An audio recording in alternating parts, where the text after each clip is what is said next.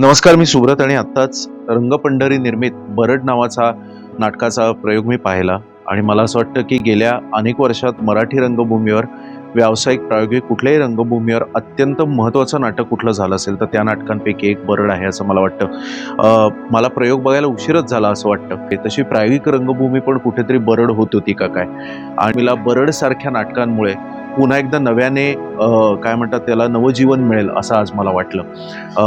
त्यांचं हे जे नवीन पीक आलंय ते नक्की जाऊन बघा, नवीन नाटक जे आलंय ते. याच्यामुळे या अशा पद्धतीच्या प्रयोगांमुळे रंगभूमी अधिक सच्ची, सकस आणि बहुआयामी होणार आहे. अतिशय वेगळा विषय आहे. मला असं वाटतं की विशिष्ट शहरी विषयांपर्यंत प्रायोगिक रंगभूमी, मराठी रंगभूमी ही मर्यादित राहू नये आणि ज्या व्यामिश्रतेने येत आहेत तसे अधिकाधिक नाटकं यावीत. सुनील डोंगरे हा नव्या पिढीचा लेखक दिग्दर्शक आहे. सुनील, तू अतिशय प्रतिभावान आणि खूप पोटेन्शियल असलेला नाटकवाला आहेस असं मला तुझं हे नाटक बघून वाटतंय. तू नाटक करणं थांबू नकोस.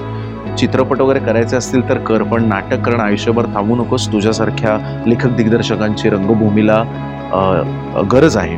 त्याचबरोबर 2 अत्युत्कृष्ट नट मला या सगळेच जण खूप चांगली कामं करतात, पण त्यात विशेष मला उल्लेख करावासा वाटतो तायडीचं काम केलेल्या नीलम वाडेकर या मुलीचं. अतिशय प्रतिभावान अभिनेत्री आहे. नीलम, तू सुद्धा नाटक करणं थांबू नकोस. तुला कधी असं वाटलं की मला नाटक करणं थांबवायचं आहे तर पहिले मला फोन कर, आपण एकत्र नाटक करू.